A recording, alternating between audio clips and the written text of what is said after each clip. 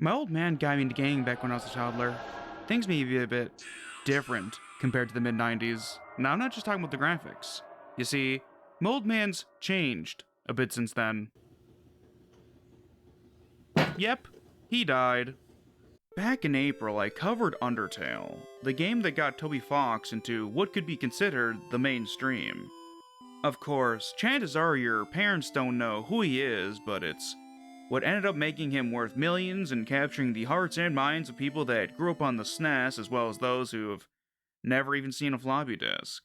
Chances are, your parents are familiar with the games that influenced Toby, even if they don't know his name. My experiences with that game, Undertale, both as somebody that kept up with it a decade ago and then re-immersed myself with it, with its themes and messages more recently, were quite interesting. As I said in that video, I'm glad that Toby lied to me, lied to us, about there being things that don't exist. I compared what he had done with his world and characters to what Terry Pratchett said in one of his books via his character of Death, that there can be such fantastic things as peace and love and justice. Undertale was at its heart not quite satire, but still an analysis of the genre that it is, that being older style RPG, something of the Japanese variety, as the style is often compared to the Mother/Earthbound series of games. Humorous and dark, Undertale set itself apart in tone, as well as gameplay for most games of its time. Deltarune is a different story, in more ways than one. Wordplay is no stranger in this new strange land.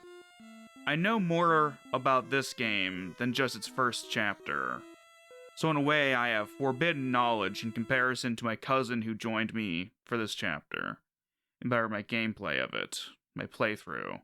What isn't forbidden is a bit more backstory. Deltarune is the game that Toby wanted to set out and make, but lacked the finances to have it reach its full potential. So instead, he made Undertale first, and several of the characters he made for that game show up in this game. Sometimes in similar roles, sometimes in others. The continuity between the two is still cloudy.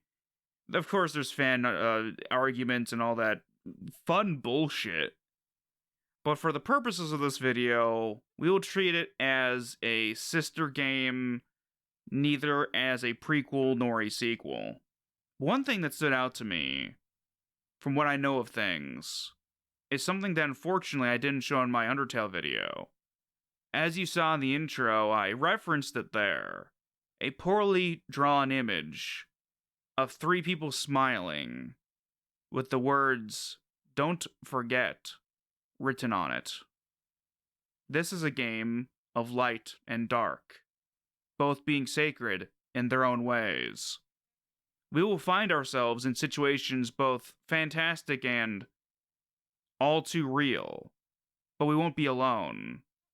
There are those with us in the dark, though. Who will be with us in the light, I wonder? As I mentioned before, I had my cousin join me on this adventure. Our playthrough is coming out on the channel as of the time of both writing and the uploading of this video.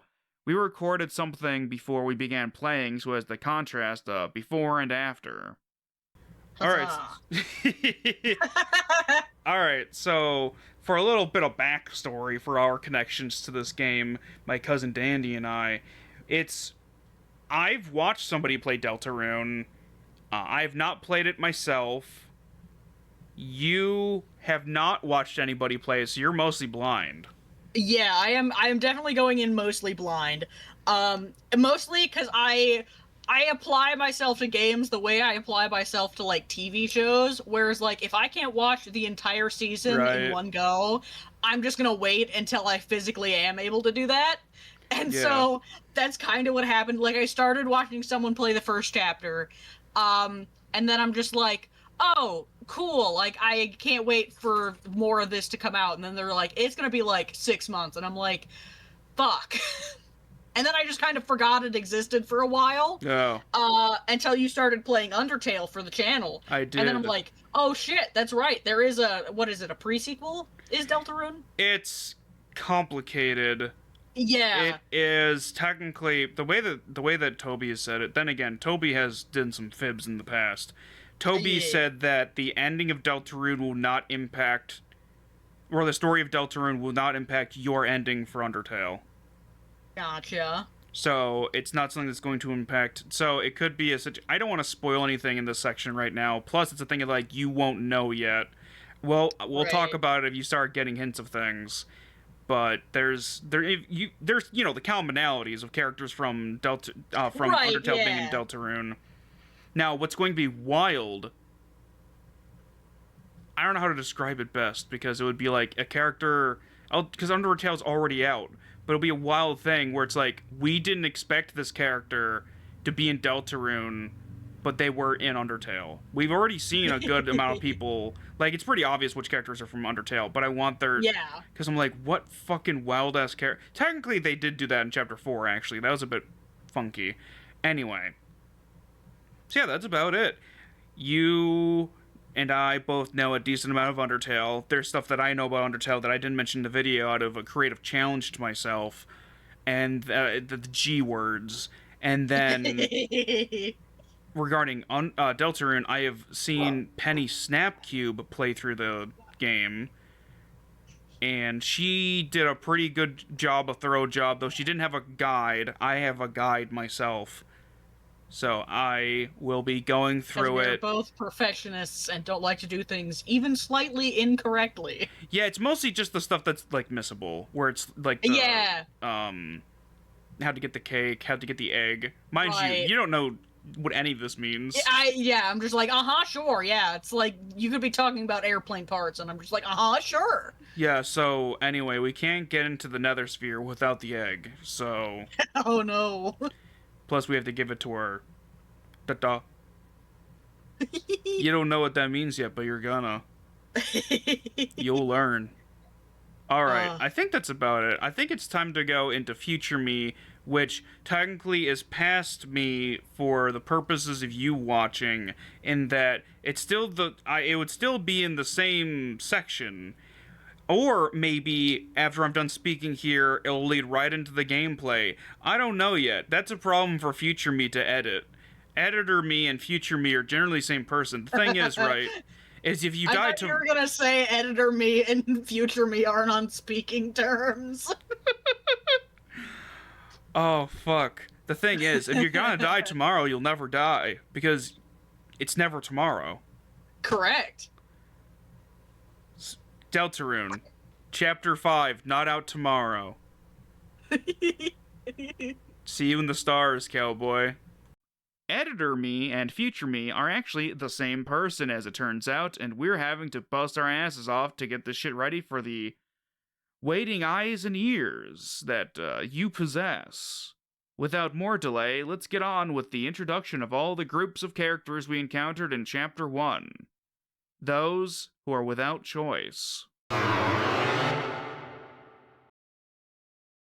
Unfortunately, due to scheduling issues, my cousin couldn't join me for a good chunk of this video, the voiceover stuff, so it'll just be me for a good long while in the video.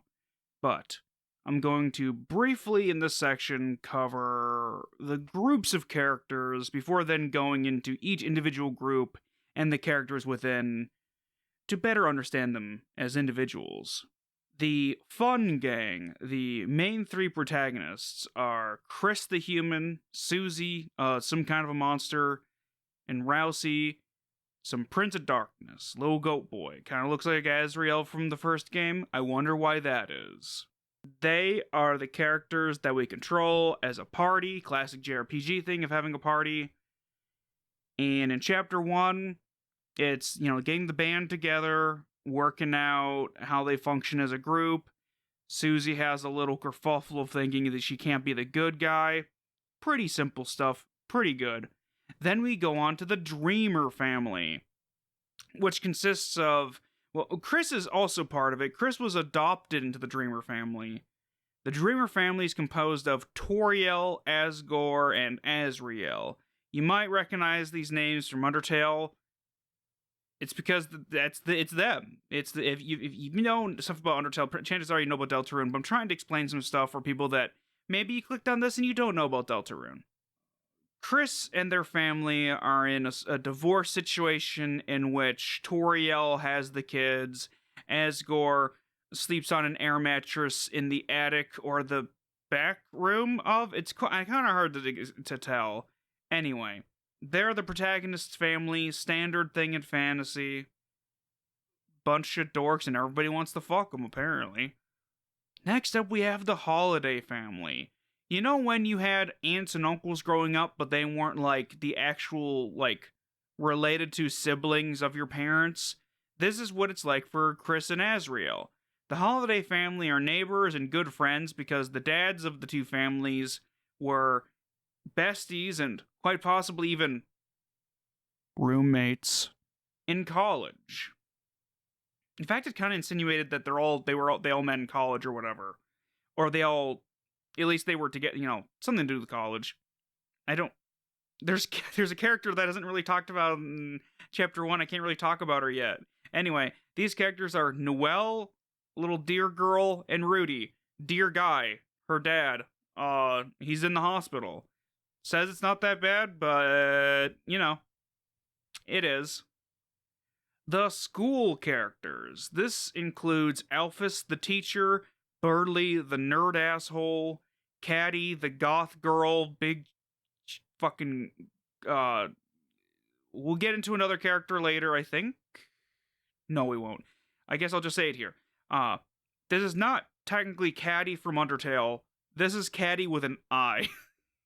Caddy with a Y from Undertale is her older sister, I believe, is how that works. Because I don't think it's the mom. I believe the mom is a separate character. Jockington, who's a sports-loving snake. And then coming back is Monster Kid / teen. I think the game just calls them Monster Kid. But they're a teen now, so I feel like it's a situation. Some people also think that it's Monster Kids' older sibling, who I believe was called a sister in Undertale, but in Deltarune seems to be just as genderless and just as armless. And then there's Temmie, based on, I think Temmie Chang is her full name? I can't quite remember. She was the one who did a lot of the drawings and stuff for Undertale, and also I assume for Deltarune. Outside of the school, the other, as they're called, Lightners, those being from the light world, some would say the real world, include Sans and his brother. You might be wondering, Papyrus? That's the insinuation, but Tricky Toby has some tricks up his tobe. Undyne is the chief of police in this here town, and rounding out the group, Father Alvin, some turtle dude who I believe is new to Deltarune. He isn't from Undertale, though he's tied to a character from Undertale, as we'll find out later. Darkners. This includes a fucking lot of characters. These are people from, I don't want to say Shadow World, because that brings about ideas of like, oh, it's bad, oh, spooky. There is a sacredness to the darkness, as is explained later in the chapters. It's bringing back the Alice in Wonderland comparisons. It's the inhabitants of Wonderland, essentially. These include Lancer, the prince of this first area, Sham, a shopkeep who might be a little crazy, Rules Card, he's British, King, the dad of Lancer, and also the villain of Chapter 1, Thrash Machine, a creation that we made and is beautiful and perfect in all ways, and we got hate crimed for it. I cry every Tim. Top Chef, vaguely Italian chef, comes back again later on. Spoiler, I guess. Spoilers for this game. Top Chef comes back. Mamma Mia, Mama Sheba. Jigsaw Joe. I don't remember if Jigsaw Joe ever said his name in Chapter 1, but he's the leader of the Jigsaw people that do the tutorials and all that bullshit. Malleus the Smith is a smith who fixes things beyond recognition. And then we have the original Starwalker, who is, as all we know, he's the original. And finally we have Jevil, the secret boss of this chapter. Cool little dude, little munchkin fuck. Finally, we have another category called The Others, which includes some spoiler stuff, including the soul that we play as. It's kind of hard to explain. The voice from the beginning of the game, but also there's another voice near the end of the beginning of the game that's the discarder who discarded and then the next character, the vessel, the thing that we made in the beginning of the game that got discarded. Don't know what's going to happen with that thing. But I believe we love it, right? I can't remember what we chose. The knight, who has been ominously referenced by, I'm pretty sure, King and also maybe Jevil? There's a forgotten / egg man who is behind trees in this game, I guess, and he gives you eggs in these trying times. And finally is referenced a character known as the Angel. I think even in this chapter we get to hear that we need to banish the Angel's heaven or some shit like that. With all the characters out of the way, it's time to start talking about the family of Chris, those gosh darn damned Dreemurs. The Dreemurs, the family of Chris, the main character, are a bunch of goat people. They're a bunch of goat monsters. They're all pretty fluffy and cute. It makes sense that people want to fuck the shit out of them. We'll start with the mother, Toriel. She once again returns, and this time around, you get to play with a loving mother figure who's similar to my own experiences, right? Growing up with a troubled family, as my cousin and I have talked before and talk about in the future. Divorce. I guess I can't really talk about things in the future chapters. I have to talk about Toriel in context of this chapter. In Undertale, she was the tutorial giver, which makes sense because her name is derived from tutorial. She is a teacher, like elementary or whatever, or like middle school. It might be middle school because Chris is in high school. And generally you have high school and middle school in the same building, and you have elementary as a separate thing. Mind you, I come from a small-ass village. This might be different from a place with a population of, I don't know, more than 2,000 people. But that is the situation that I'm familiar with. She is, as of chapter 1, potentially a little overbearing. She holds Chris's hand while bringing them into the school. She is a churchgoer, it seems. There's a book of hymns in the living room. Altogether, she is a decent, pleasant woman, though apparently she partied back in the day, back in college, threw key lime pies around, potentially used one as a weapon. The wording was a little confusing. Either she threw it at somebody so hard he got launched into a snack table, or she threw him into the snack table. It's a situation. But she also doesn't seemingly realize that her her youngest child, adoptive child, has what seems to be a blood stain on the floor and other troubling behaviors. Chris is sort of a gremlin. And I guess we'll lead this into the next character, Asgore the dad. Asgore is the most divorced man, besides a real-life figure who you could also say is the most divorced man. I won't evoke his name, but you might know who I'm talking about. Asgore currently operates a flower shop. I can't remember if in chapter 1, if they explain what his previous job was. I don't want to spoil too much for the later chapters, but he's a pretty good dad. It seems like their breakup is messy. He's trying to get back in her good graces by getting Chris to deliver some flowers to Toriel for him, and that's a little messy. Not great, but his first response upon realizing his kid has shown up is to you want to give them a hug, and realizes, oh yeah, maybe that's not how my child likes to be hugged, like not hugged in that way or without being, whatever. Um, Pretty cool dude. Down on his luck. Gonna get evicted soon, apparently. The last member of the Dreamer family that is mentioned but not shown because he's off at college. Though I have listen, there's the ontological mystery of this game is one of the things that is the most interesting to me. Asriel Dreemer, your older sibling, Chris's older sibling, because the thing about this game is that we're not Chris, right? We're never the character that we control in these games. It's tricky Toby. Asriel is effectively the good kid, the older sibling, the good one, wins awards, does cool shit, is off at college. Hopefully, if he doesn't experience twink death, people are debating if he's going to be a cute femboy or if he's going to be just a thick lad like his dad. There's not a whole lot to go off of.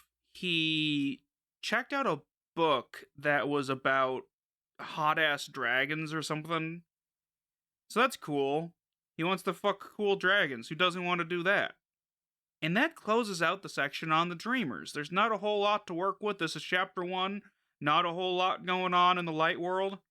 But next we gotta deal with the unhappy holidays. Regarding the holidays, there are only 2 members of the family that we get to see or properly even hear about in chapter 1. Those being Noelle, the youngest daughter of the family, I guess I can say that without spoiling too much, and Rudy, the father of the family. Noelle is one of the brighter members of the class that Chris is in. Chris's hometown, which I believe is also just named Hometown if I remember right, something like that, is also small, though it's more modeled after an actual town instead of what I live in, which is an actual literal village. I cannot stress this enough. And she's a childhood friend of Chris. You get to see over time that they've known each other for a good long while because of the fact that they grew up together. It's tricky to talk about it in writing to myself and my family because as you've heard, my cousin is functionally like a little sister to me, and not just because of the fact that her dad was one of the potential guys that knocked up my birth giver. We were raised functionally like siblings. I think to the average person, a way to describe it is that Noelle is sort of like a cousin to Chris. And beyond that, she's a gay little deer who lusts after Susan. And there's not a whole lot else. She's a gamer. Her and her dad are both gamers, that's actually a really touching thing, right? That ties back to what this channel is about, which is gaming and how it relates to families, right? I really ought to do more videos about talking with people and how games relate to them and their families and all that. I think not a lot of people do that. I think that'd be really cool. I'm just like, there's not much to talk about her yet. She has a big role later in this game. Almost said series, but it's not really. It's Deltarune's just the release schedule's makes things a little messy. I don't want to. Fuck, I might be jinxing it, but if Toby dies before he finishes Deltarune, things bad. Rudy, her father. There's a non-0% chance that Asgore and Rudy fucked back in college before Asgore finally settled down with Toriel and did the heterosexual thing of getting married and having a child and then adopting a human child. That does seem very heterosexual to do. Rudy, besides being a gamer, is a dude in a hospital. He seems like a coolish dude, wants his daughter to have the best lesbian life she can have, uh, protective of her. I want to say they reference the fact that the mother is more strict or something, that he is/was the main supporter of Noelle, and without Rudy being an active day-to-day parent, it's harder for her to deal with her mother. I can't really talk about anything else regarding the two of them without diving into stuff from later chapters, so it's not as applicable for this. So I guess we'll just leave them at this, the unhappy holidays, because family problems going on. Up next is the cool class. The class that Chris, Susie, and Noelle are part of. I call them the cool class. Despite the fact that we don't really have any other class to compare them to besides the younger kids' class, which I assume is the middle school class. This is the cool class because the teacher wants to be the cool teacher. The school also runs on the idea that you only got the one teacher that teaches all the subjects, not, a bunch of different teachers teaching a bunch of different subjects.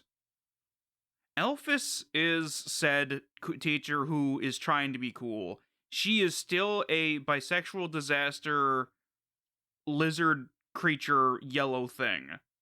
She was in Undertale, as was a few of these students. But she is, as always, a nerd. A dork, even. Her inability to keep chalk on hand at all times is what caused the story of this game to occur. She sent out Chris and Susie to go retrieve more chalk, and this was an act of damnation towards Chris, because Susie is the class bully. There's not much going on for Elphys in this chapter. She's there, right? And she's not as story relevant as she was in fucking Undertale, that's for damn sure. Next character is one of the students, and I don't know if it's been said yet, but I think he's the first in class. Probably because he's a big gosh damn fucking nerd. His name is Birdly, which is like Nerdly, but nerdier. He is kind of an asshole. I give him the voice of, what is it, Mordock or whatever from Dexter's Laboratory. The tall, evil nerd compared to the Dexter, who's, I'd say he's more neutral than good, but he's the protagonist, so. Again, not a whole lot going with Birdly. He works at the library and he has an inflated sense of being. Caddy is a gothic cat creature person. She is, I believe, friends with Chris. The way they handle things, it's kind of hard to tell exactly how friendly Chris is with people. Chris is kind of a fucking weirdo, is the thing. Caddy is also a weirdo, but in a different kind of way. Jockington is a snake monster creature with bad grammar and exists. That's about it for chapter 1. These characters I'm mentioning are just the ones that have enough character to them, and I know that they're in later chapters, so they can be compared to what happens in later chapters. Without spoiling too much, Jockington is in the fucking prophecy. He is in the Deltarune prophecy. He does something. Monster Kid is also there, and is also a teenager, so I think they should be called Monster Teen.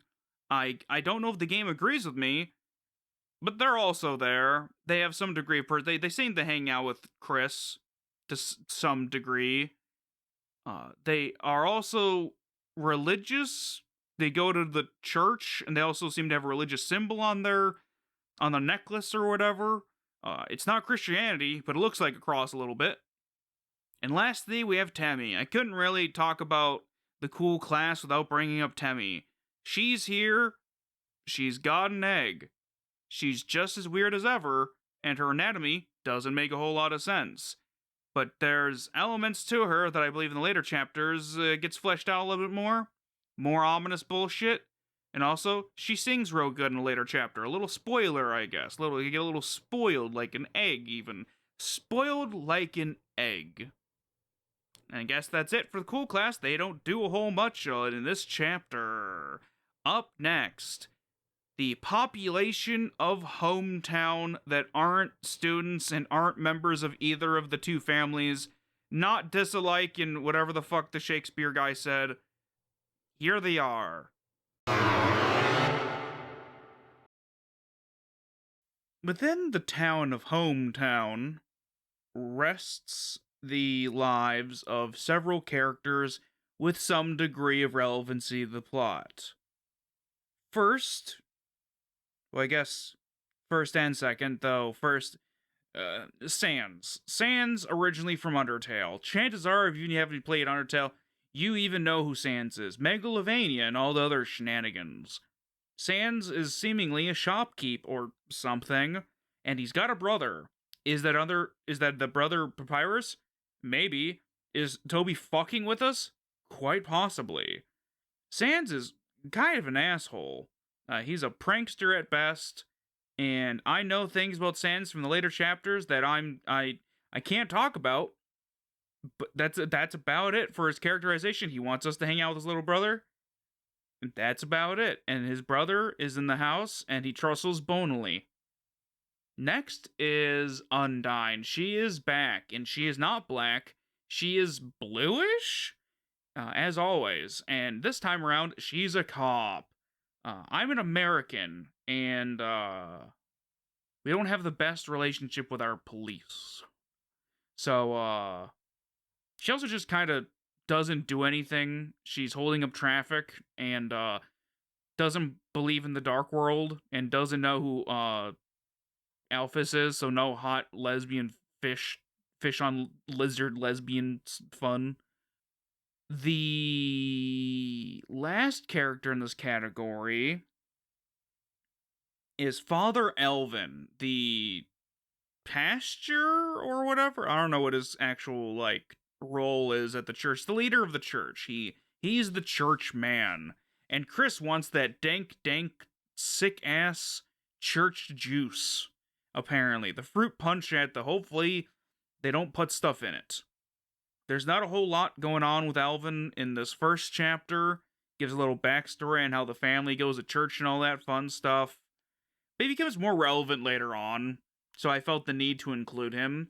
This section is a little light, because as I've said before, I believe, Chapter 1, kind of light on the story, because you're just settling in, you're just getting used to this new game, new ways of playing things, just generally new stuff, and that's the end of this section. Next section is for those who dwell in the dark.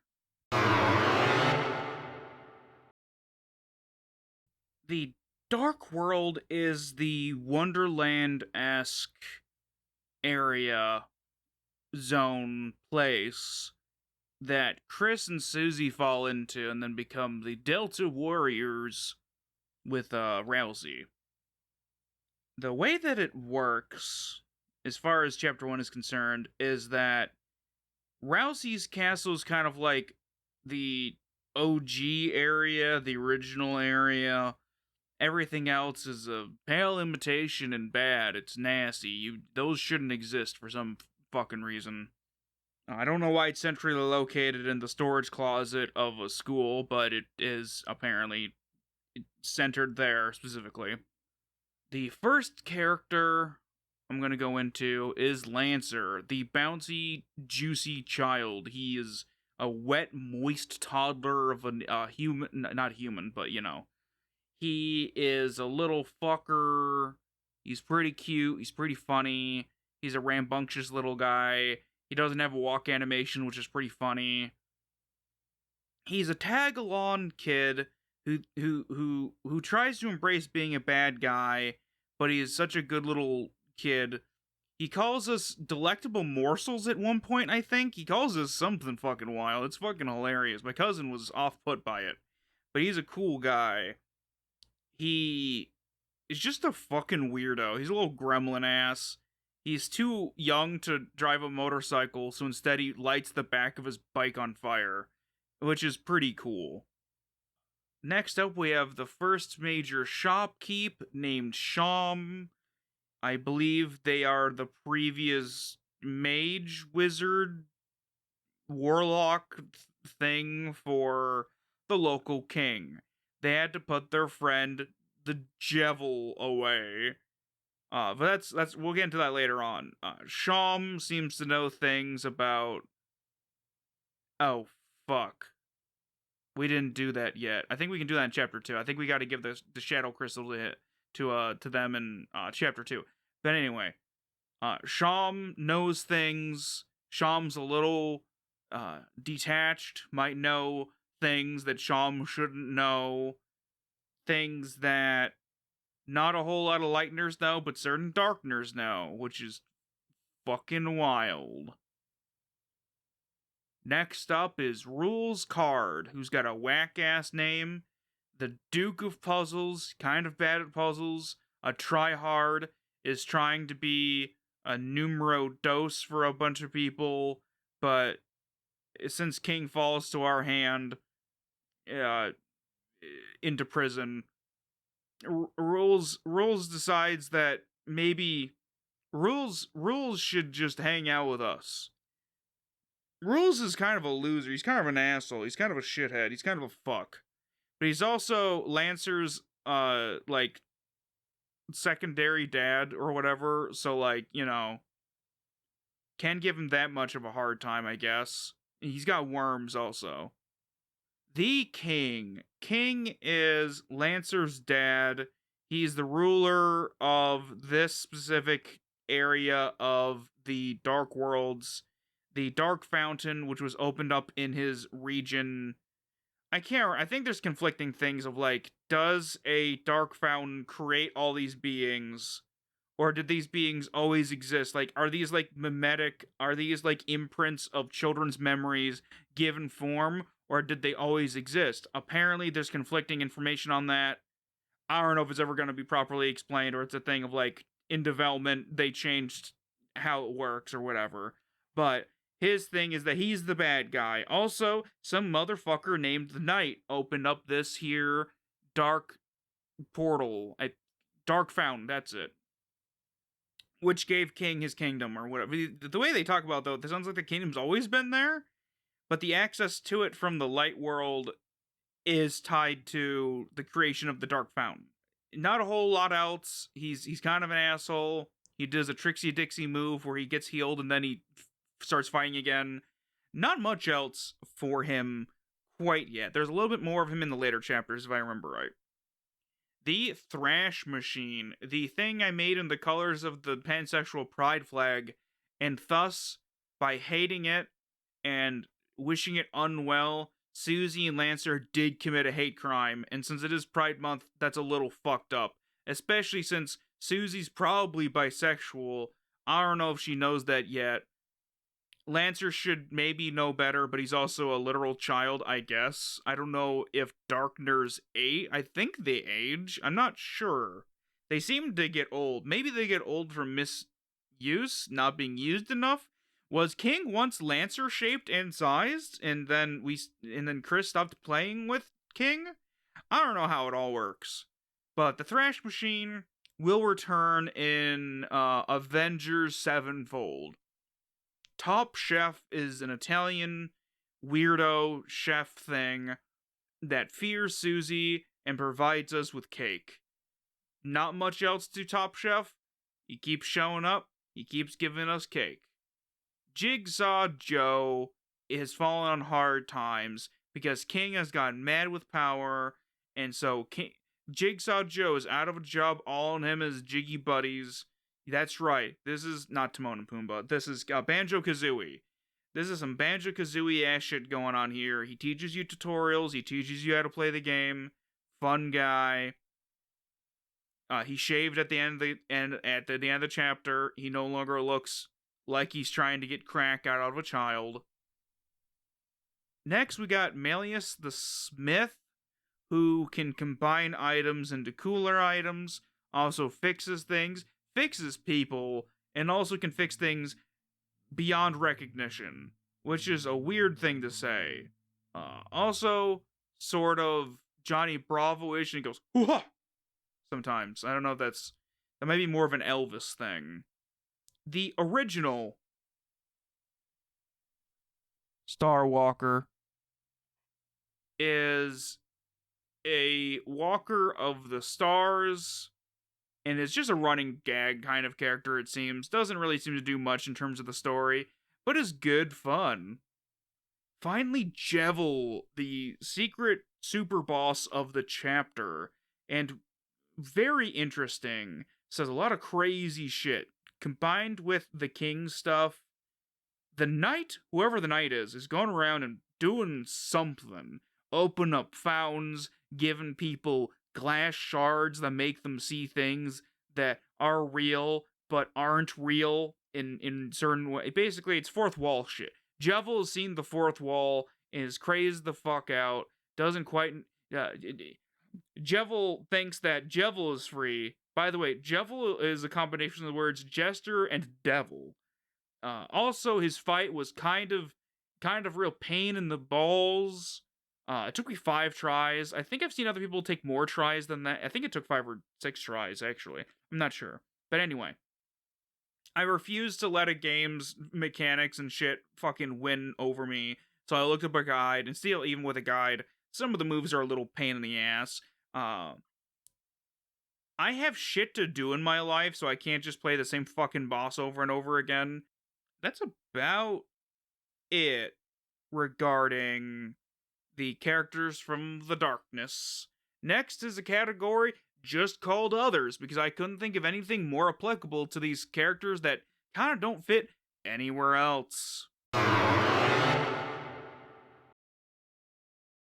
In this category are characters that more so fit the meta plot of the game, amongst other sorts of characters.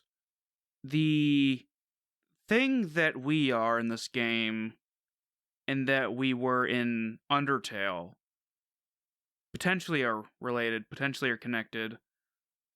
We are, in effect, a soul, the heart thing, the heart-shaped thing that is inside of Chris, and determines Chris's actions. With Frisk in Undertale, it seemed to be more of a partnership of sorts. It was less complicated. Judging by the ending of Chapter 1, Chris is not the happiest camper regarding their choices being made by us, their movements. There's not much else we know besides the game hinting at how we know Sans. Chris shouldn't know Sans. Sans does a wink. There's other moments that are less stick out less to me, to the point where I'm quite not quite remembering them at the moment. But it is quite fascinating to see how things proceed through the games. The voice at the beginning of the game, I'm not under the restrictions that I placed myself under for Undertale, but I still feel uncompelled to say who most people think that the voice is. I don't want to say that it's that character until there is a more concrete conclusion to things. I want I want a worthwhile payoff. And they seem, at the very least, supportive of potentially us, or the framing of the beginning of it is murky. It's hard to tell quite what is supposed to be going on. Hopefully we find out in the future, but near the end of that stuff, mind you, I found out the fact that there's 2 voices at the start. I found out that they're 2 separate characters, and not just a flip of sorts, a twist. There is somebody who is disrupting the initial creation of the vessel, which I'll discuss next. The secondary voice has been called the discarder, because they discarded our choices regarding the vessel, and then also said that nobody gets to choose who they are in this world, which is a recurring theme from what I remember, and can't spoil too much of that. The vessel doesn't have a lot of answers. We created the vessel. We chose body parts, what elements to give it,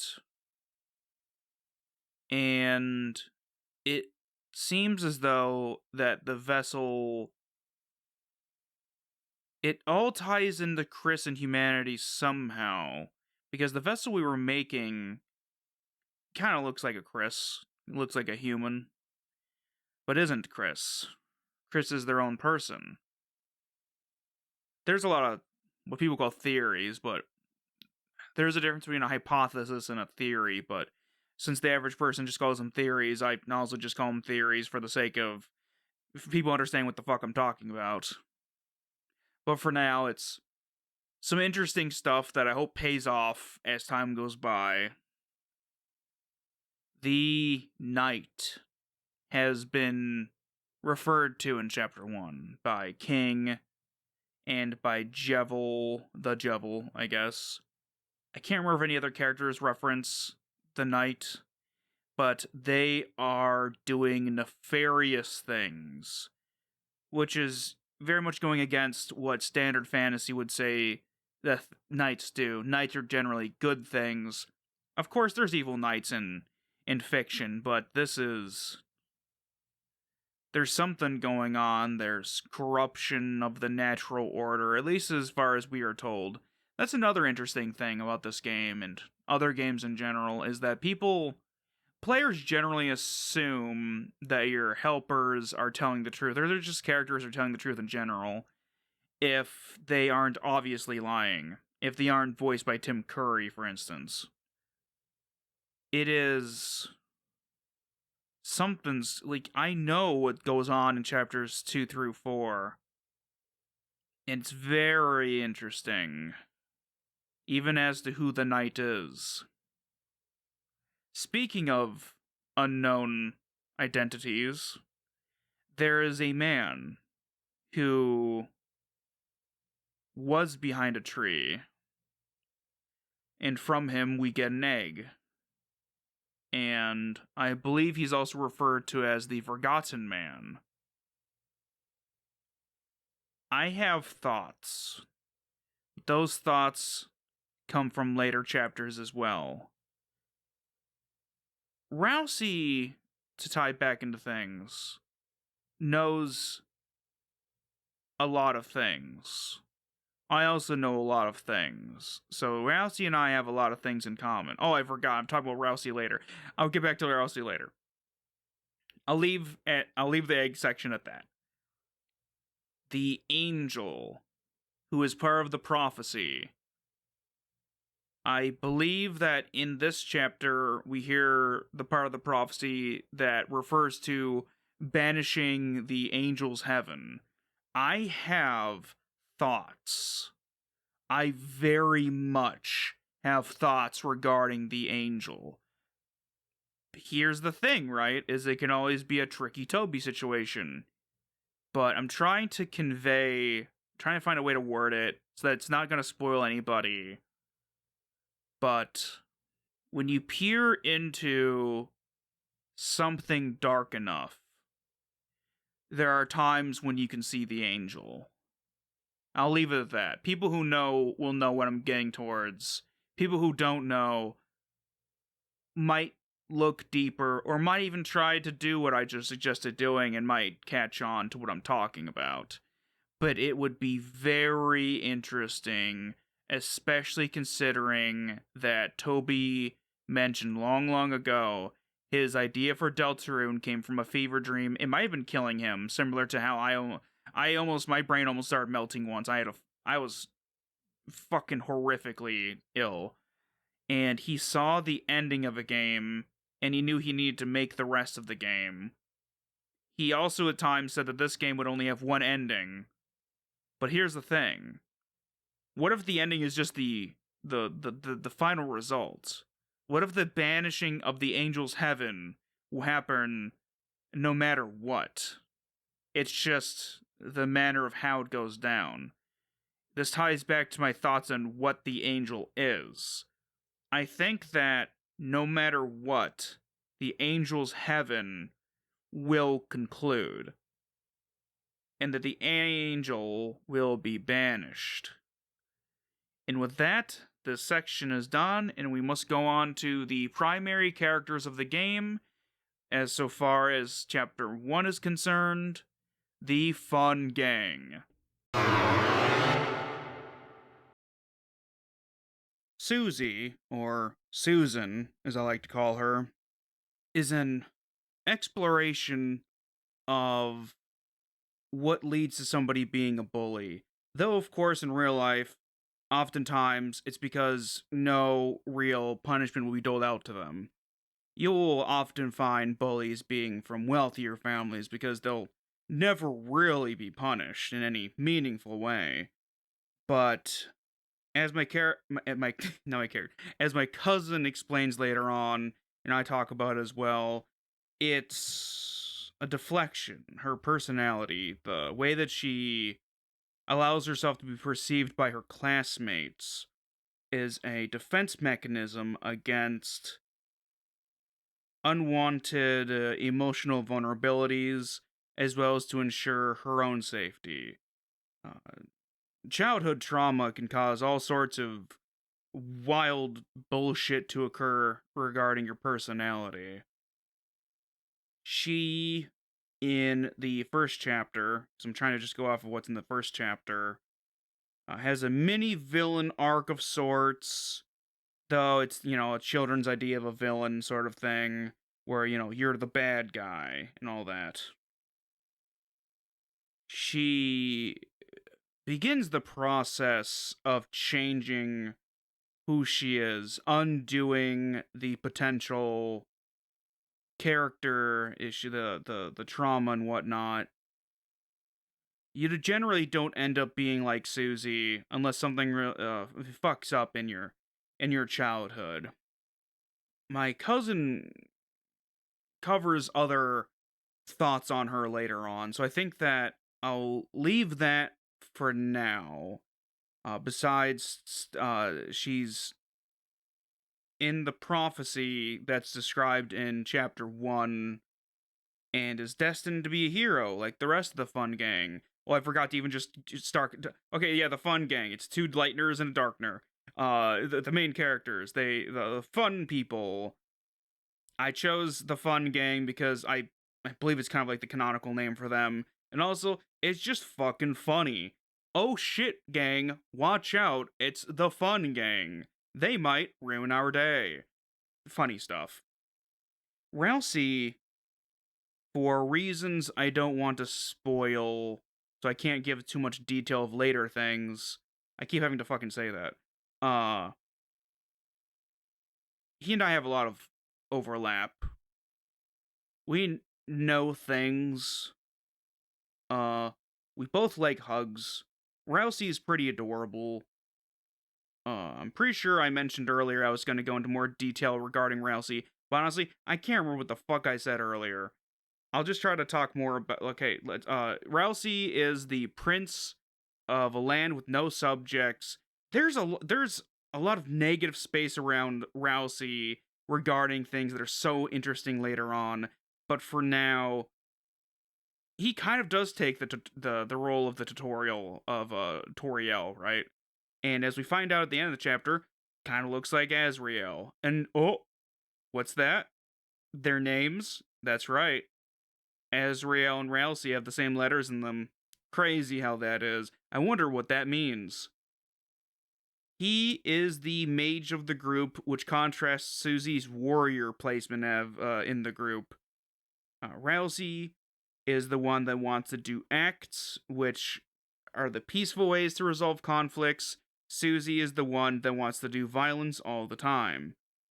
Rousey has self-esteem issues that gets more in-depth later on, but we can already see it here where he tries to be as agreeable as possible with everybody, and he's just rather interesting and wonderful. And as I think I pointed at one point, he knows things that he wants to tell Chris that he doesn't want us to see or hear, which is very interesting, of course, tying more into the meta-narrative of things, the fourth wall, the aspect of us being an invader of sorts, going on in and seeing things, his understanding of game mechanics and how things work. Very interesting. It's the sort of thing where you can't really have it through Chris, though Chris does, of course, shows signs and exhibits the knowledge and is actively not happy with us being inside of them. I think that's about all that I can really say regarding Rousey in Chapter 1.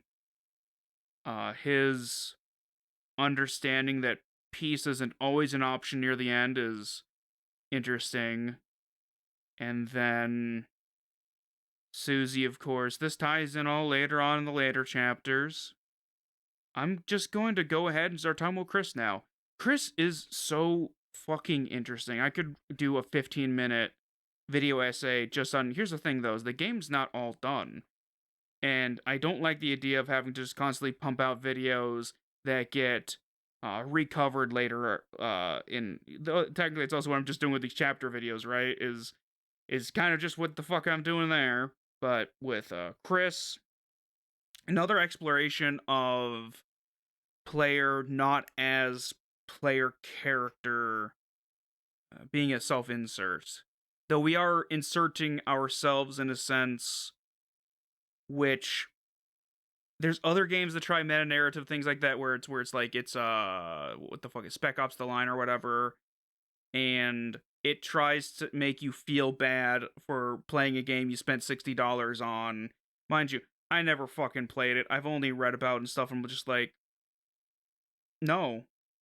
I'm not going to engage with a piece of media that costs money to have, right? Potentially 6 hours of your labor, if not more. And that's as an American, right? If you're in fucking overseas, mind you, Spec Ops Line, not that expensive anymore. Probably get it for $5 to $10. But I don't think Toby is trying to say that you're bad for playing the game. He is exploring concepts involving prophecy, involving just how narratives work, character. He explores all the classical tropes of both the medium and the genre.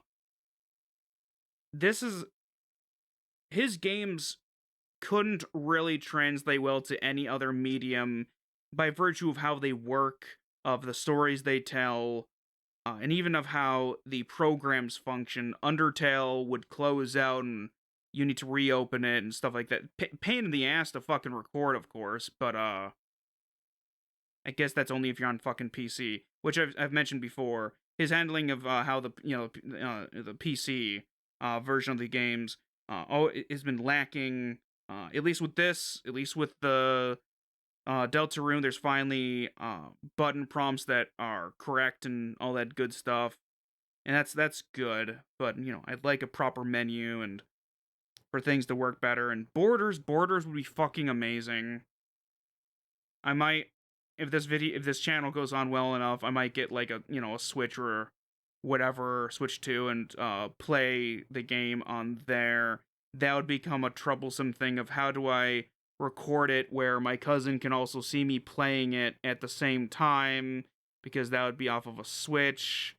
Maybe an Elgato, maybe with the Elgato stuff that could work. I'm not quite sure. It's all rather fuzzy, especially since if she'd be doing voices, it's a fucking. I just wish the borders were on the PC, if you all the other good functions.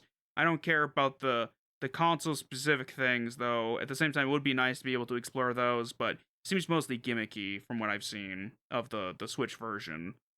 Nothing really being added story wise of true value and meat to it. Chris is a very fascinating character and is a fucking gremlin. I love that for them. Just a fucking weirdo. Like, everybody knows. Here's the thing, Chris reminds me a lot of me, where I was generally perceived as like, I wasn't like a cool kid, right? I was fucking weird, but I was generally agreeable. People were fine with me. I was generally liked. Sort of like how it seems with Chris. I. And speaking on how my cousin and I are both technically children of divorce, my parents were never able to get married because, the 90s, same sex marriages weren't legal. And also the whole my birth giver was horrifically abusive, even to my old man. So they split eventually, and also she cheated on him. He found out during I don't know what Jim Carrey movie it was, but Jim Carrey, uh, uh, he hated Jim Carrey ever since then. He hated because she straight up dirt at a movie theater while they were watching a movie and just basically turned into his like, I fucked somebody else, just to be a cunt, right? Just to be a bitch. And so ever since then, since I don't know what year, but before 1999, I believe. I don't know what that would be, what movie that would be. I'm not super into Jim Carrey myself. I've seen he does good work at times, but a lot of his earlier comedies, not the most into. I've heard he's better, like in so certain drama things. He handles things better. Uh, Wild tangents I can go on while I'm just talking about other characters. What did I? Oh yeah, divorce. Chris is the more explicit character that is the children of divorce. Susie might be as well. We don't know yet. Chris has a lot of trauma that is inferred both directly and indirectly. Inferring something directly sounds like almost like an oxymoron because it's not plainly stated, right? But it's, you can, in later chapters at least, understand things about Chris that aren't directly told. They aren't told to you, they're told at you, is the best way I can describe it. Is you can pick up what they're putting down, is a good way to put it. Unless, of course, Tricky Toby, things not being what people assume they are, sort of situation. I very much am of the camp of, unless it's like told to you, it does, because that's the thing, right? The thing about the thing between a hypothesis and a theory is that theories have like proofs and shit, and it's like these are verifiable things that can be proven. Hypotheses is just when you say shit and you think it could be true, but then you got to get the proofs. We don't have the proofs because there's no definitive answers for a lot of things. Same thing with the Dark Souls series and all the other, for the most part, with a lot of Souls likes, is how those function. Especially mostly the ones by, oh fuck, what goddamn company is it that makes them? I can't remember at the fucking moment. FromSoft, is that it? Yeah. Anyway, Chris, the ultimate John Souls. I think that's about it regarding the fun gang that I can think of at the moment. Would you be surprised if I told you that there's no script this time? I was time crunched. I'm trying to get this shit done fast as fuck. These characters, these friends that we can make. My cousin said something that I had basically said for Undertale is that, or I said it for Octopath, but very similar things, because this all goes back to how we relate to video games and our families, right? Is this game very much has the feeling of you could be sitting on the carpet in front of the CRT, the TV. You're playing on the SNES, or your parent is playing and you're watching, either or, and this can capture something like that, right? And we can develop attachments to these characters that are, in a way, more simple but pure. Not simplistic as in a negative, but simple as in a straightforward thing. We understand them. It, like Avatar: The Last Airbender. It's not a super complex show. It is made for children to understand. But there is a beauty in it. There is depth to it, emotional and intellectual depth that a lot of games, a lot of children's entertainment don't provide. And that is something that I really strive to find and experience. And this all just I'm trying to segue into the fact that I covered the song, right? It's an extended version of the song. You get to hear me singing. My cousin was going to do it too. We didn't have time. It would have taken too long for her to do her cover and then clean it up and then send it to me. Also, the file would have been too big for it to send over to Discord. It's a big fucking conundrum. Anyway, here's Don't Forget, the extended version. When the light is running low and the shadows start to grow and the places that you know seem like fantasy, there's a light inside your soul that's still shining in the cold with the truth, the promise in our hearts. Don't forget, I'm with you in the dark.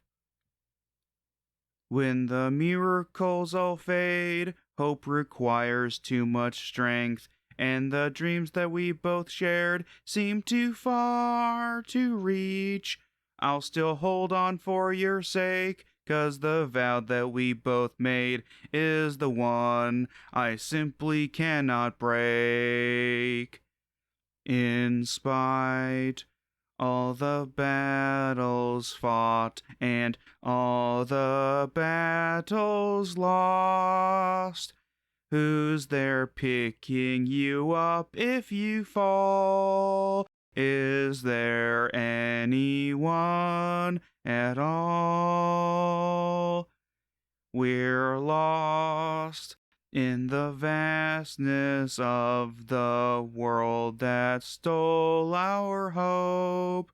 So who's been killing your soul all along, next to those who feel like home? So even if I'm no longer really me, there's still a part that lives inside my heart that hopes to be by your side until you reach the end. No matter what I am by then, I'm always here to reignite the flame, lonely on a larger scale. It's a fight that never ends. Don't be scared to see. There's a light inside your soul that's still shining in the cold with the truth, the promise in our hearts. Don't forget, I'm with you in the dark. Now that you've heard that cover of the song, My cousin and I were able to get together and do the next few sections. The first of these sections being our thoughts on Deltarune going forward slash theories. Of course, I'm just saying the word theories because that's what people use. As I've said multiple times already, see you, Space Cowboy. Now that we have the characters out of the way and a better framing for the story thus far, I'd like to speak about the thoughts on the game going forward, since this is only the first of, I believe, 7 prose chapters. Dandy, do you have any thoughts on the characters, theories you would like to see pan out over time? Oh, I do have many of that hoe over there. Um, but yeah, honestly, like this was originally a game like I had seen stuff about, but I tend to really hate things, and it's because of the ADHD. But I tend to really hate things that take a really long time to finish. So like, I would hate to play a chapter and then be like, oh, it's gonna be 5 years until the next one comes out. Um, but so far, I really, really like what they have so far. Um, the characters are pretty well fleshed out. I love that there is still.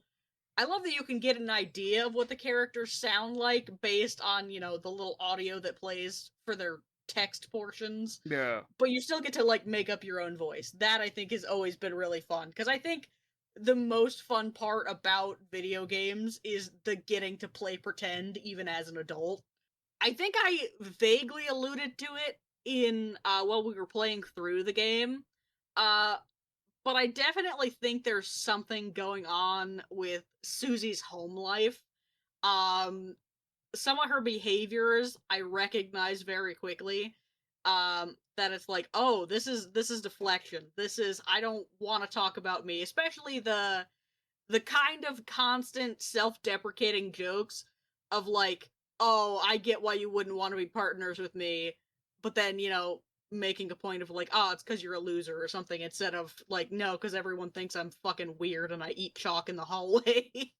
Here's the thing, she actually does eat chalk in the hallways. She does, in fact, eat chalk. I totally blamed Birdley for it, which was misplaced judgment. However, I still feel like somehow he is responsible for Susie's eating of chalk. So it is as if he ate the chalk himself. Through That is not a through real theory. That is absorption. just like, yeah, he's just like such a obnoxious person to be around. She's like, fuck, I can't smoke because this is kind of sort of a kid's game. So I guess I'm just gonna eat chalk instead. There was references to cigarettes at the kind of park, at the park tables Yeah, where Crusades will put their fingers in, and there's cigarette butts on the ground. yeah. One of the Oh things no, do you think the cigarette butts are sentient? in the dark world, Oh no.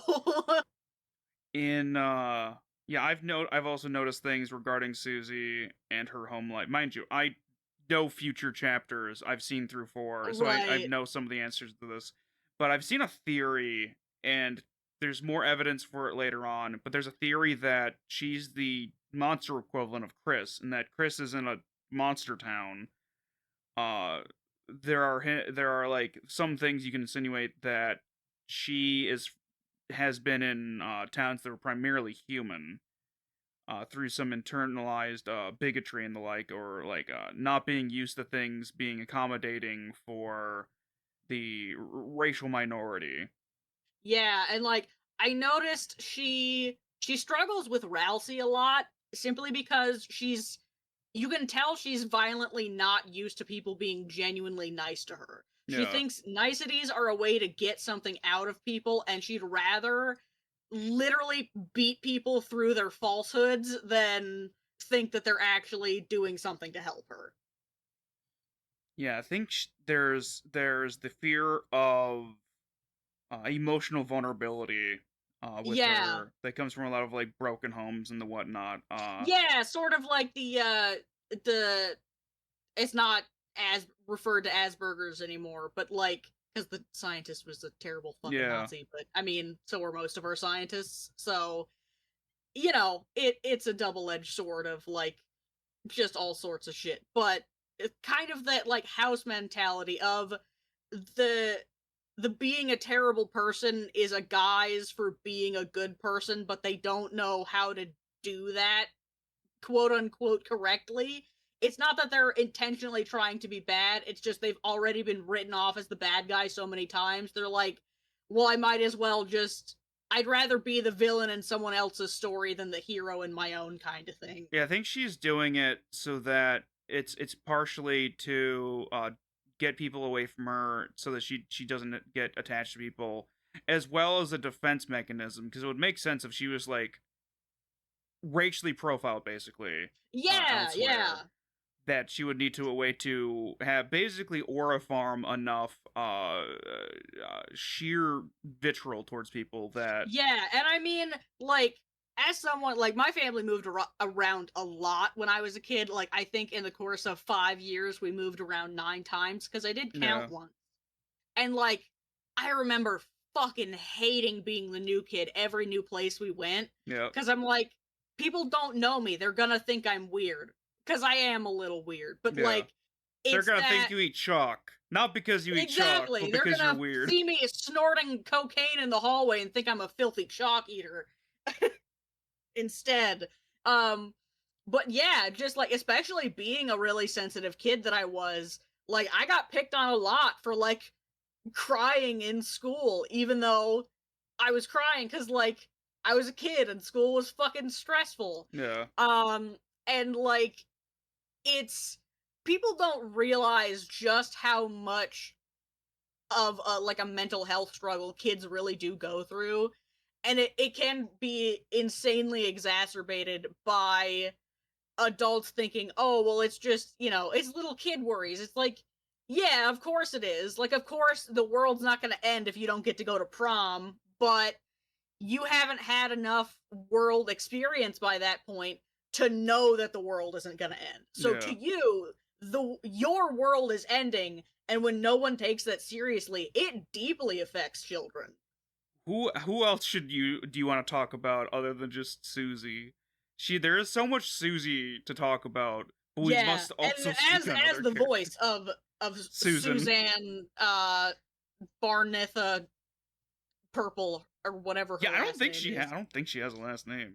I'd assume she doesn't. I'd assume that most monsters don't have a last name. Well, no, the Dreemurs. Yeah, the Dreemurs and then the holidays. And the holidays. I don't know how many. Boom, the Boom family. Oh yeah, the Hollandaise. Delicious. Such a sauce. Actually, you know what?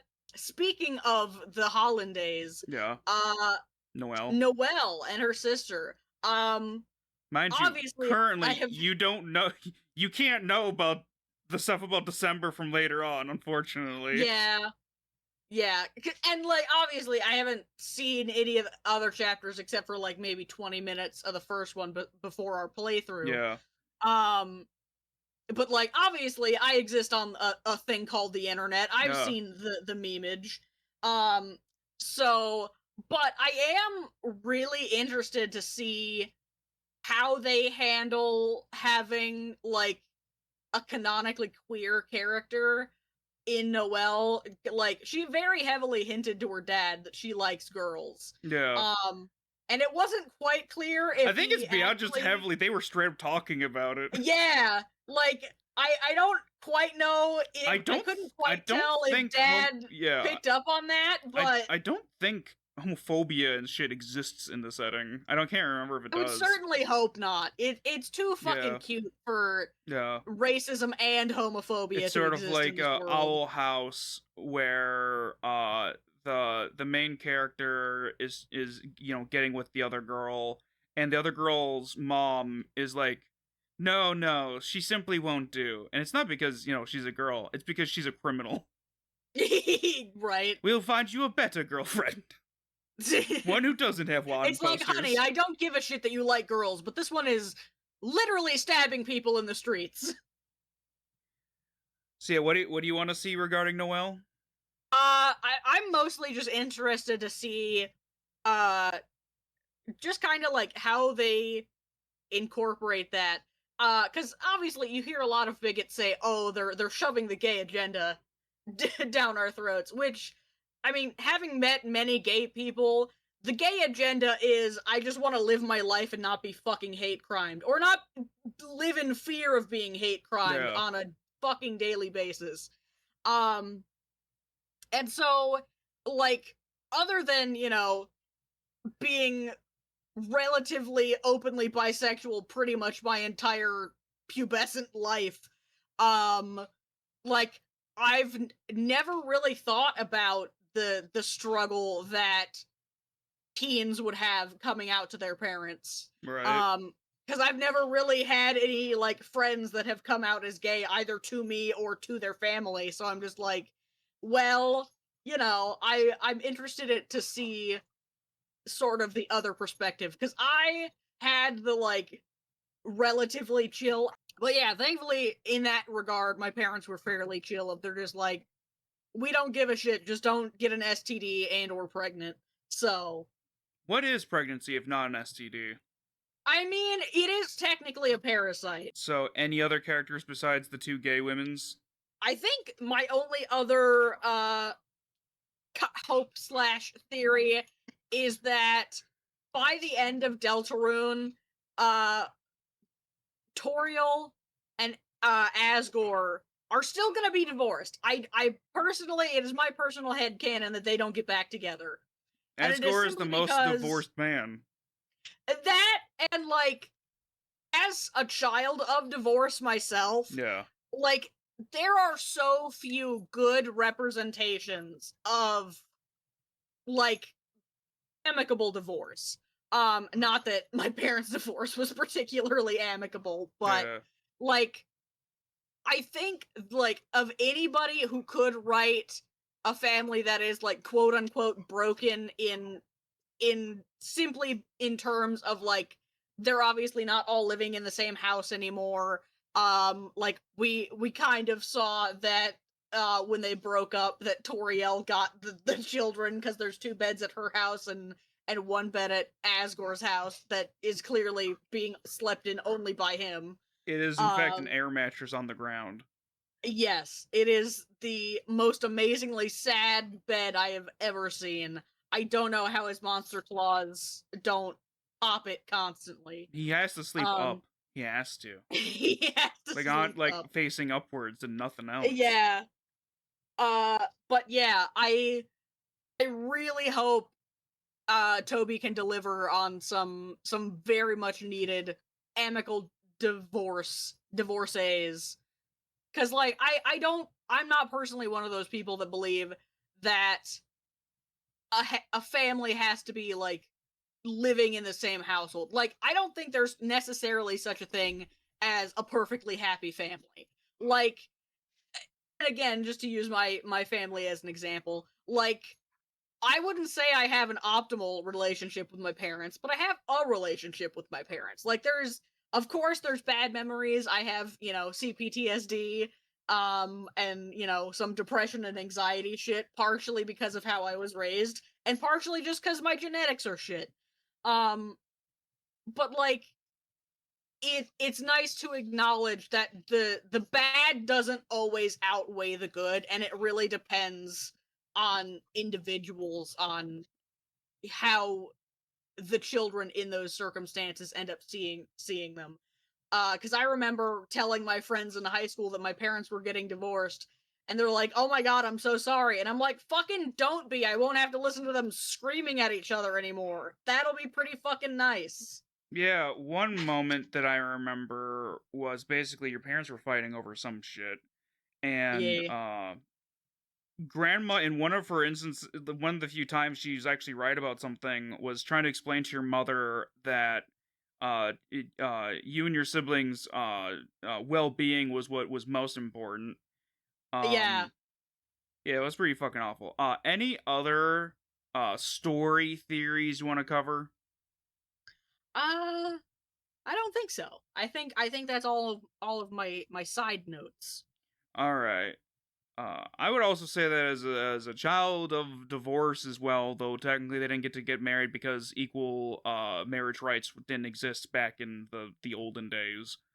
Yeah, Uh, Susie presents some interesting character stuff that can be explored further on. There's nice. hints of some things. I believe we see what her bedroom looks like in sort of like not a flash like a flash sideways sort of thing where it's like they show a room and it makes sense that that's Susie's room. And Nice. I don't want to spoil too much, but it's like combining Asgore's room with Chris's half of their room. Nice. And it's The mania and depression beds, as they were.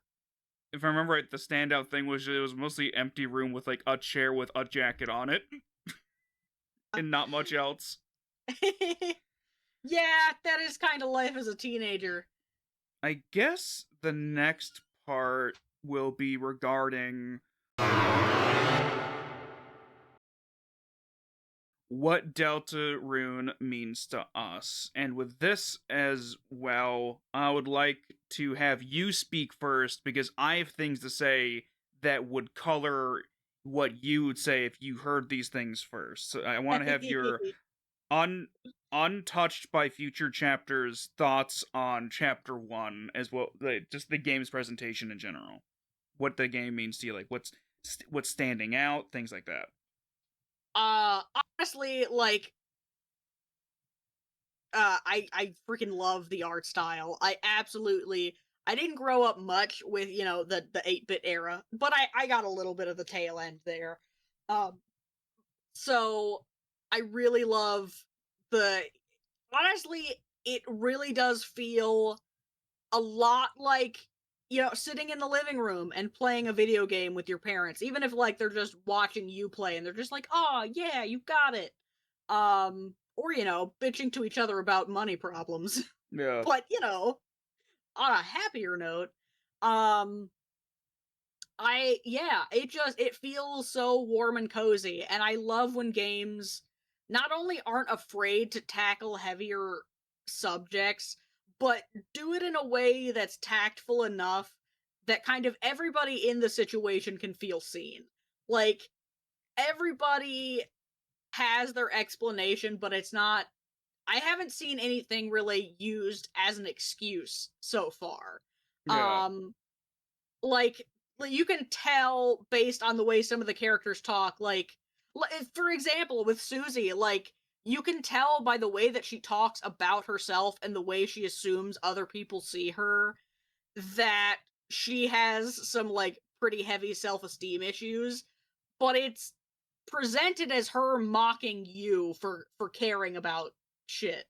um and so, like, that is something that you see a lot in, self-esteem issues, and especially in, the teenage years. I remember my teenage years, unfortunately.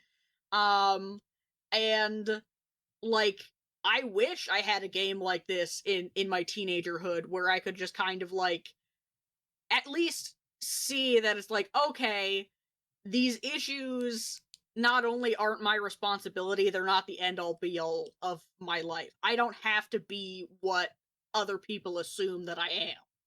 Kind of shit.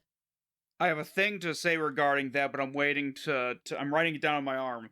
Uh what other thoughts regarding the game, things you want to see going forward regarding continuation, I don't know, themes, story bits, characters that stood out to you the most?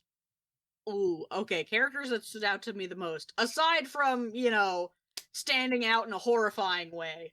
Honestly, I think I connect most to Susie.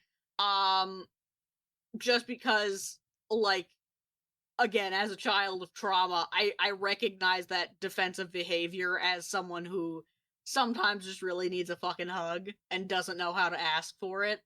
Um, so I'm excited to see how she kind of grows and evolves because we see bits and pieces of it in this chapter. Um, when she starts to kind of get close to Lancer and starts to genuinely feel bad about saying to his face that she's basically gonna murder the shit out of his dad. I'll eat his face. I'll eat him. I'll eat him, Lancer. I will kill your dad so hard he'll be deaded. Speaking of the dad, though, and like excuses versus explanations, there's hints of it in his like villain speeches. We have to like survive through like 15 fucking rounds of his shit. In yeah, that he has abandonment issues, yeah, from not being played with anymore because he's a card or something. yeah. And that's really interesting too. Is I absolutely love that kind of dynamic because as someone who's like obnoxiously into psychology, which is probably the autism in me, but I digress. Um, I really one of the big things in child psychology specifically is the idea of parallel play, which is basically I think that's what it's called, but it's basically just kids working through their issues in a play situation. Um, because toys are safe. Toys are the way that a lot of kids express their emotions, and in a lot of like childhood trauma cases you see that reflected in their toys, like their toys aren't well taken care of or they're beat up and broken. Or a lot of like abuse survivors have toys that are burned because that's how they see themselves. um and so I really love that element of the games as well, that this is both like the feeling is real but the environment necessarily is not, or at least not as it seems. I love not as it seems kind of shit. Yeah, I'm trying. I can't. There's certain things I can't say because it would spoil Yeah, things in the future. But a hint towards that is that more of King is explained later on.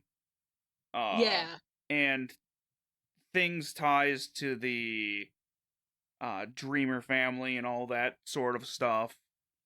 Uh, what are your thoughts? This might have even gone back into the theory thing.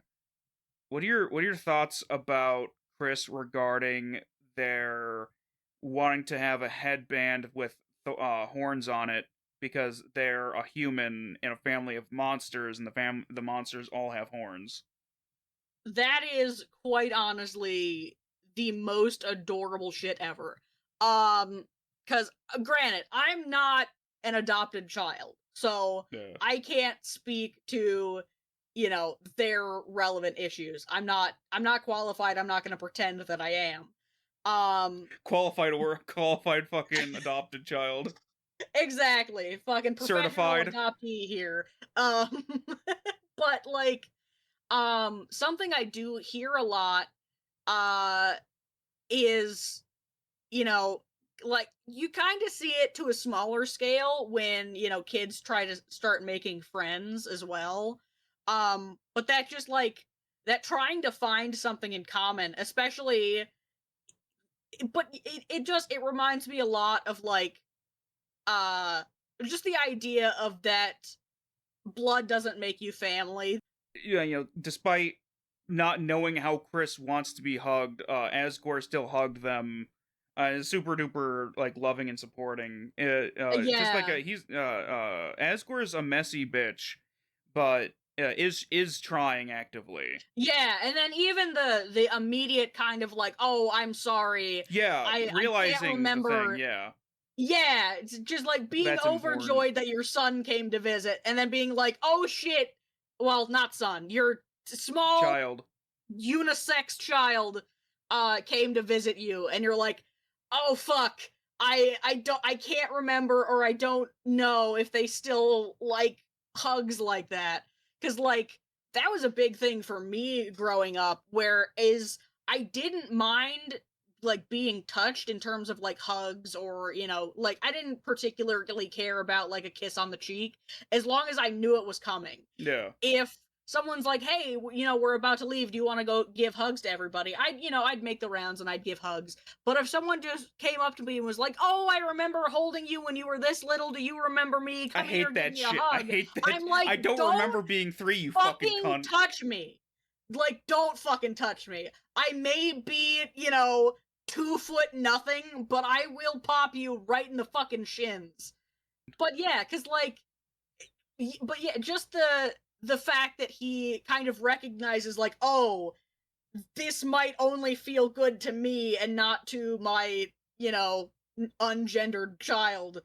Because as someone who is now in adulthood having to kind of rework through all that shit and realize why, even as an adult now, I don't like being touched without warning, I'm like, oh, this could have all been resolved if people actually just fucking respected my boundaries. Yes, so consent to is see vital. healthy family dynamic that isn't that, picture perfect family is not only really nice, but it's really comforting to see something so nostalgic and so well done and so just like a really cool concept explore some of those themes in a way that doesn't make anyone feel less than or kind of part of the background. Now, like, nobody feels like a background character in this game, which is great. One thing I do have to point out, though, about the picture perfect thing. Unfortunately, it is a picture perfect family, because everybody wants to fuck them. Dude, so many people want to fuck our parents in this game, and our brother. And it's Ezreal. Incredibly unsettling. Although I guess, in Undertale, we did hit on our pseudo mother, so yes. An odd child. Yeah. The whole world's full of freaks, and I love it. One thing I gotta say regarding this game that I wrote down on the thing I wrote on my arm is that tying back to like you wished you had this game growing up, is that because of the release, the way this is releasing, kids can't really grow up having played this, because let's say you started this when you were 10, right? Like that might be an age at which it would be kind of appropriate to play this game, because there's not it's at most like a PG-13 sort of a game. Right. But the thing is, this game might not be done until 2028. You'd be Jesus 20 Christ. by the time that the game had finished if you'd started from the beginning. I believe it started in 2018, and I'll be 28 by the time it's finished in real time. Yeah, so you couldn't have been a kid and then grow up with it with a release every single year, because the way that it was. This is like a behind the scenes sort of thing regarding Toby stuff, but from what I've read and from what I remember is that eventually the way he was trying to run the game caught up to him, in that it doesn't work the way he wanted it to work. He actually has to have an actual game director who can actually direct the game and make sure that things work, because he was trying to work on it chapter by chapter or whatever, and he got into issues of size bloat regarding the stuff in the chapters, like content bloat. And so chapter 3, I think, had to be cut down by roughly it was like a third of the main plot of it had to be cut out. Like there's like, I think you play through 2 full stages of it. I don't want to spoil too many things about chapter 3. Chapter 3 is pretty interesting. But basically 1/3 of the main premise of it got cut out until it was cut into like a mini game, I think, or something, or like it's referenced. I gotcha. And so, I believe chapter 4 is the longest chapter, if I remember right, and then chapter 5, I want to say, I can't remember if he said that chapter 5 is as long as chapter 3 and 4 combined. If that's the case, that's fucking enormous.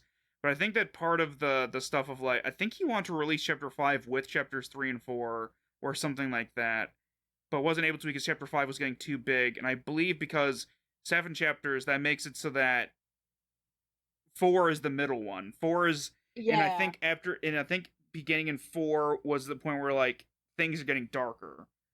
Nice.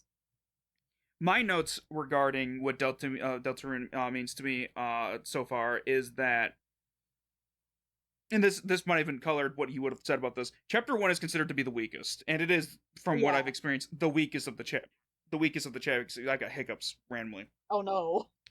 Because he was moving on from Undertale and trying some new things out, but didn't want to go too far. And he wasn't full steam ahead with this. I believe he added more team members to helping him worth over. Plus, he has a mild handicap in that his hands are all fucked up and shit. He's got, Yeah. I don't know if it's arthritis or whatever, but basically, this is a musician and Should have spent less time jerking it, Toby. Unarthritis, reverse jerk and unarthritis your hands. Oh no! But yeah, the reverse goonification. Apparently, for when he does his when he shows up for live streams, it's his voice. I think I've shown you bits of that. Yeah. And he uses voice to text the voice because it comes out as the robot voice, but he's speaking at the same time. Though I think he's typing some of it because some of those words would not get picked up by a fucking. It doesn't know what those words are. At the same time, though, a lot of it because you can see where it fucks up. But I'm some of these things, I'm these are fictional words from either his universe or from a different universe. I'm text to speech to text wouldn't pick that up. Right, yeah. But yeah, it's just very. It sucks because this might be his last game. I don't know how he would handle things because he's a pianist and he is a coder, and he has used speech to text for coding for chunks of Deltarune, and that sounds painful. I don't know if you've ever seen what raw code looks like. That does sound like an absolute a bunch of if-then statements and shit. Trying to do that with speech to text sounds nightmarish. Yeah. And so I remember in high school we had sort of the beginnings of a coding-ish class where we were learning more advanced computer shit. And I'm I already fucking hate this class. Right. Yeah, going back to my notes. Just leave me to my Microsoft Word. Microsoft Sam is the computer default voice. Oh no. So fucking Clippy. I think I've spoken about my hatred of Clippy in previous episodes we've done together, but Clippy is now seen as nostalgic compared to the modern day AI problems. Yeah. But yeah. We yearn for the days where Clippy was the best we could do. The chapter 1, and I make parallels, and I don't know if I said it during the playthrough itself, but there's a lot of Alice in Wonderland comparisons to be made for these games. Which is another series I really loved. In fact, I actually have an Alice in Wonderland related tattoo because I really resonate with the we're all mad here. Being weird isn't the part that stands out. It's the way in which you're weird that makes you unique. And that idea is really cool. Distinction between being crazy versus being insane. I feel like insanity is the detachment from reality. Well, crazy is more eccentricities and willing to do things that are beyond the norm. Yeah. Because things can be crazy good, but you don't say insane good. Yeah. Insane is usually reserved for insanely bad. Yeah, it's insanely bad. So I would say that Chapter 1 is a good isekai, the genre of going into a different world. Alice technically being one of the original, though there's older fucking examples, but it's the primary example. Yeah, that's typically the first go-to thought of most people when you say there's a reason why we have something called Alice in Wonderland syndrome. Yes. Which because it's either that or something else, but it's the one where you see things in different sizes because of either head trauma. Yeah, basically I have mild neural distortion of your physical reality. It's one of the reasons why drawing proportions is so hard for me, because proportions aren't always the same for me. Sometimes people are taller or shorter. I am also I call it size dyslexic, where I think it's partly just because of how shit my depth perception is. Also, that might also just be an issue for us. Where I really struggle with drawing objects in the foreground versus the background, and I'm just oh fuck. When you look at a forest, does it look like a painting that shimmers?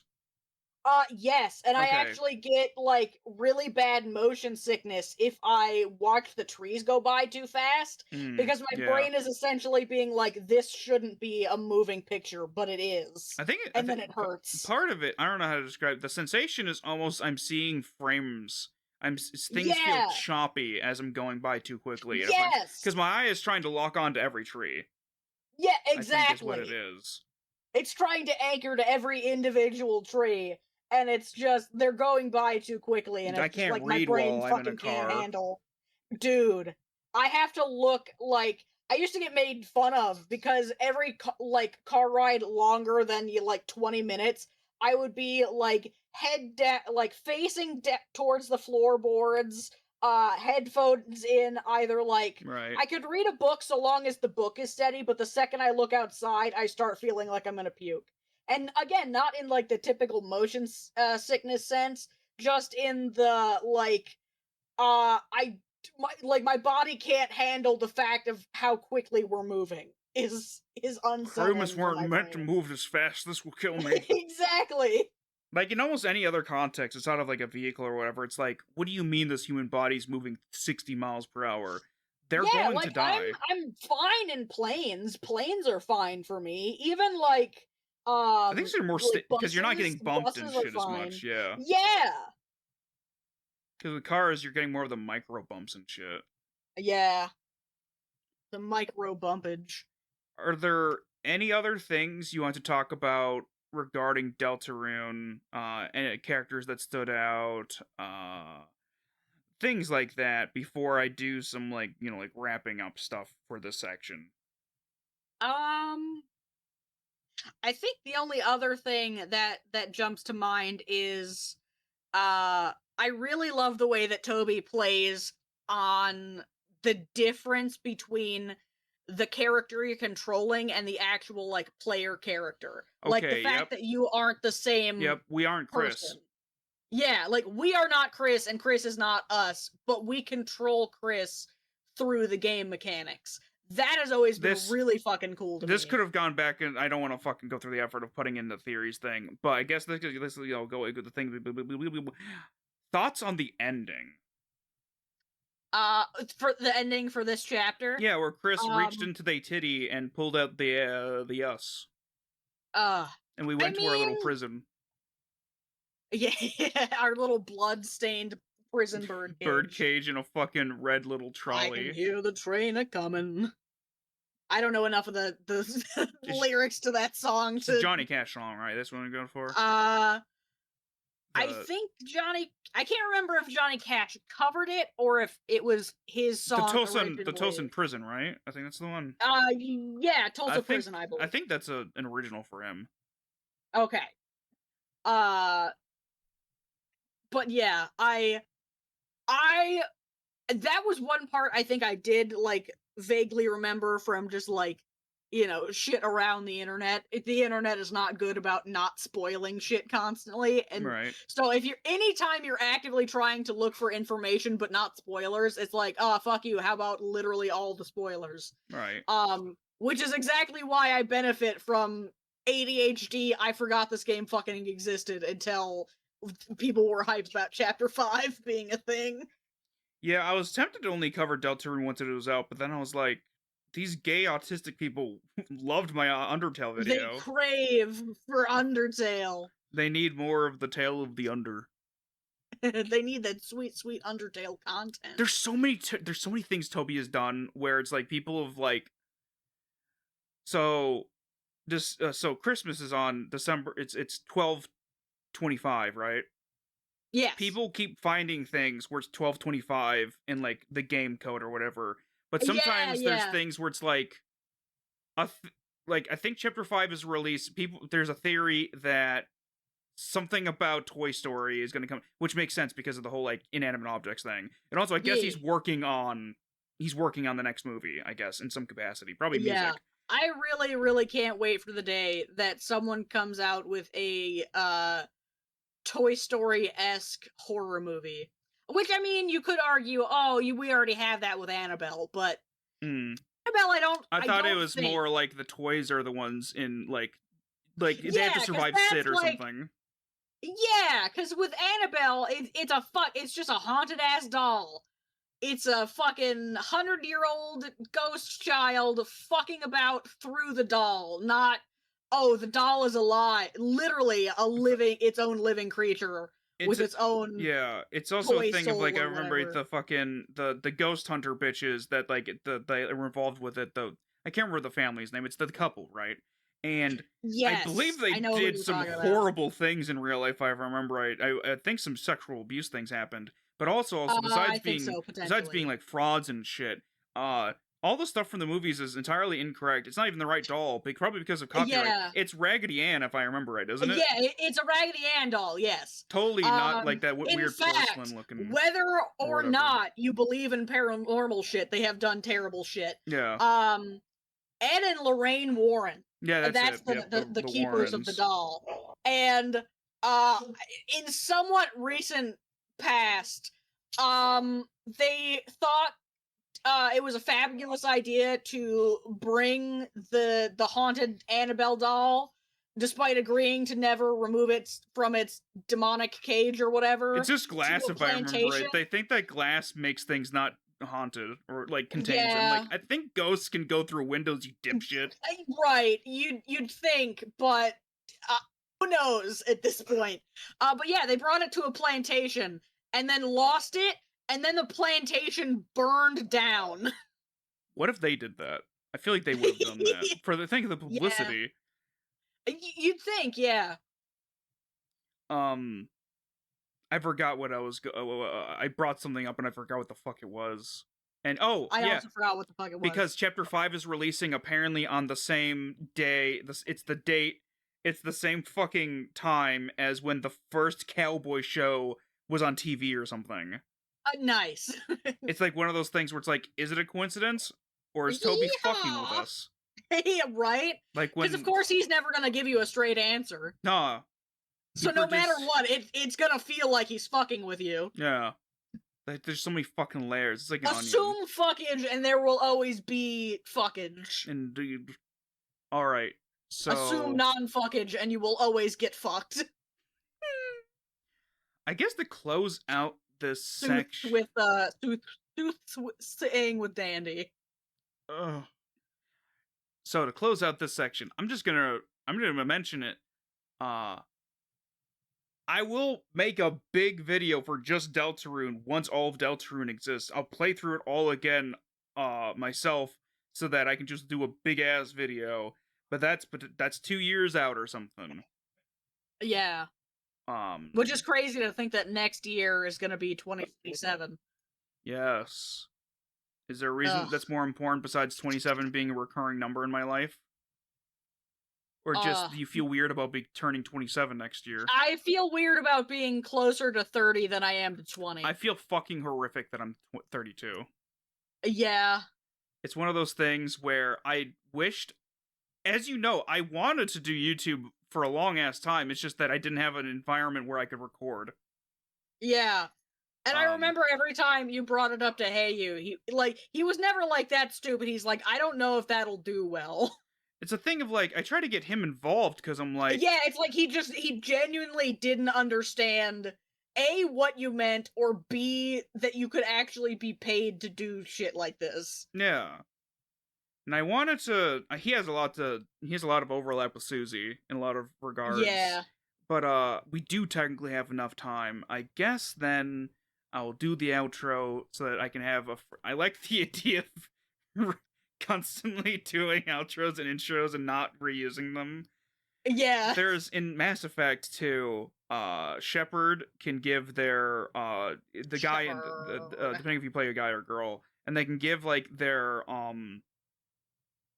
not merchant when you do this you like yeah where you're like they say this is my favorite store on the Citadel where you're like promoting it. It's a different take every time. Yeah. And they could have Yeah. they could have done one take and done it for it's good, but like there's just it's everyone's slightly different. Yeah. They don't even say the fucking I name. love They just running say, bits if like I remember that. right, it's just I'm Commander Shepard and this is my favorite store on the Citadel, and it says that Yeah. for every fucking one. Yeah. All right, I'm gonna do the outro now. Still, due to a lack of having the space currently, I have not made a small shrine for my old man yet, so to the digital world the fun gang goes. I'd like to thank you for watching, as well as my current patrons over on Patreon. There's only 2 at the moment, but their support still means a lot to me. Their names are Connor and Leon, and I'd like to thank them for their continued support. If you'd like to support me, there's a link to my Patreon in the description of this video. I plan on buying Deltarune once my Patreon reaches $25 a month, that way it covers the cost. And if I can do that, I can cover the chapters after 2, because right now, I'm just playing the demo. I'll be covering chapter 2 in a couple of months from now, so if this itself doesn't entice you to give me $3 a month or whatever your country's money is, American dollars, not what they used to be, but they're still something right for now. I'll be covering the game fully, and your financial help prove that the gay community can come together and help spread trans awareness. Next month, another autistic game for gay people. It's called Sonic Adventure DX, and it will have mods to make it run better and be more of a less awful port, because apparently it's kinda dog shit. If you're anything like me and my cousin, you'll be familiar with the likes of moon pissing, so I hope that you'll come back to watch that one too. Unless it's out by the time you watch this, in which case, go watch that now. See you next time, and until then, stay safe, stay strong, and remember that trans rights are human rights. Or I bites.